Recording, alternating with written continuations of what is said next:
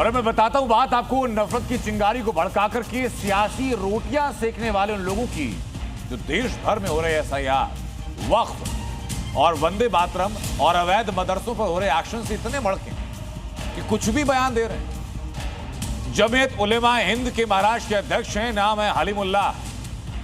हलीमुल्लाह ने बयान दिया जिसमें उन्होंने मुसलमानों को सब्र से काम लेने की सलाह तो दी, लेकिन यह सलाह इस तरीके से दी कि कई सवाल उस सलाह के बाद उठाए कि हलीमुल्लाह मुसलमानों को समझा रहे हैं या मुसलमानों को हलीमुल्लाह भड़का रहे हैं। उनके बयान पर रिपोर्ट आपको दिखाता हूं।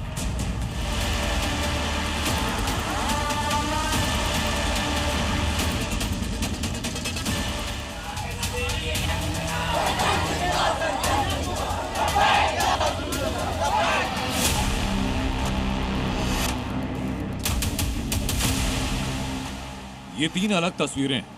पहली तस्वीर सरकारी जमीन पर कब्जा कर बनाए गए अवैध मदरसे पर action.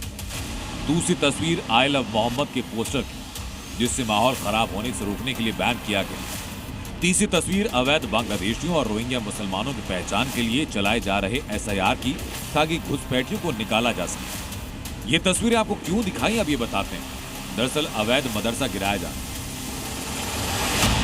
I love Mohammad poster पर बैन लगाना और अवैध बांग्लादेशियों को निकालने की कार्रवाई कुछ मौलानाओं को रास नहीं आई। पहले भी जमकर विरोध हुआ। पोस्टर विवाद में तौकीर रजा के भड़काने पर बरेली में हिंसा तक हुई।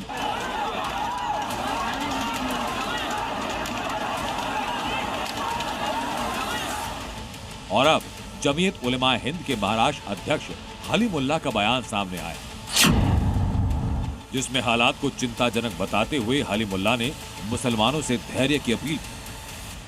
मुल्क के इस वक्त जो हालात हैं, ख़ास तौर से मुसलमानों के ताल्लुक़ से, वो बहुत ही तशवीशनाक हैं और इन हालात में मुसलमानों को बहुत ही सब्र व ज़ब्त से काम लेने की ज़रूरत है, क्योंकि अगर मुसलमानों की तरफ से रद्द अमल के तौर पर नफ़रत का जवाब नफ़रत से दिया गया या इश्तिआल अंगेज़ी से जवाब दिया गया, तो पूरे मुल्क में ये अक़लियत और अक्सरियत का मसला बन जाएगा और ये मुसलमानों के लिए नुकसानदेह है।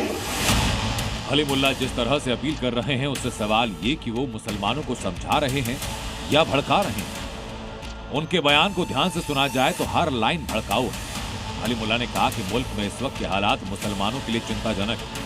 हलीमुल्लाह ने कहा कि मुसलमानों की तरफ से नफरत का जवाब नफरत से देने पर हालात बिगड़ेंगे।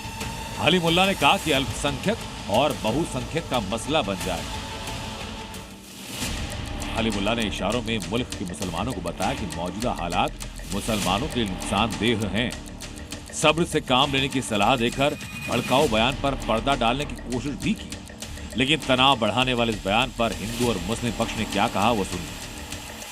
जो देश को तोड़ने वाली शक्तियां हैं, उन्हें बड़े बड़े पदों पे बैठाया जा रहा है, जो मुसलमानों को भ्रमित कर रही हैं, कि जो मुसलमानों को डरा रही हैं, मुसलमानों के लिए अत्यंत दुखी हैं। मैं इस बात से पूरी तरह से दुखी हूं और मैं चाहता हूं कि राष्ट्रवादी मुसलमानों को मौका मिले और सरकार अपने ही तंत्र में उन्हें जगह दे। मुसलमानों की स्थिति चिंताजनक नहीं है भाई।